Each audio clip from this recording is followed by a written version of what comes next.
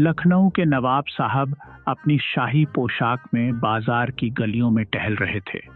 उनकी निगाह एक दुकान पर पड़ी जहां लिखा था, सबसे बढ़िया आम यहाँ मिलते हैं।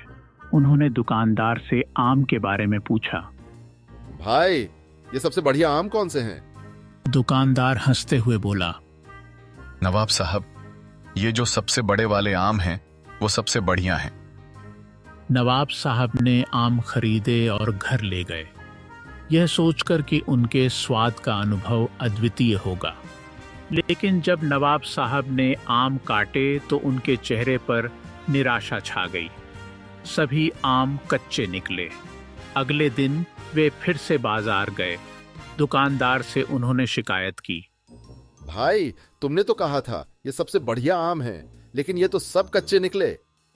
दुकानदार मुस्कुराया और बोला, नवाब साहब, हमने तो कहा था यहां मिलते हैं, ये नहीं कहा था कैसे मिलते हैं। नवाब साहब हंस दिए और समझ गए कि यह लखनऊ की चतुराई है। चाय की दुकान पर नवाब साहब की मुलाकात बाबू से हुई। दोनों ने मिलकर चाय का आनंद लिया। तुम्हें पता है, कल मैंने कच्चे आम खरीदे। नवाब साहब ने हंसते हुए कहा। बाबू ने अपनी हंसी रोकते हुए कहा, और मेरे घर के बाहर का बोर्ड भी एक मजाक है। बाबू ने अपनी कहानी सुनाई। मेरे घर के बाहर कुत्ते से सावधान का बोर्ड लगा है, लेकिन कुत्ता कहीं नहीं है। वो तो कुत्ते को ही सावधान करने के लिए लगाया था।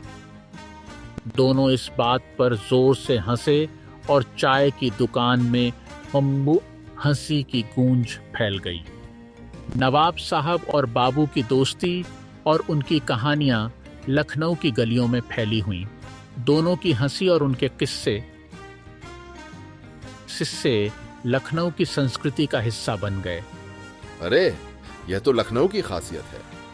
नवाब साहब मुस्कुराते हुए बोले, लखनऊ की गलियां, उनकी कहानियां और यहाँ के लोगों की हंसी, यही तो इस शहर को खास बनाती हैं।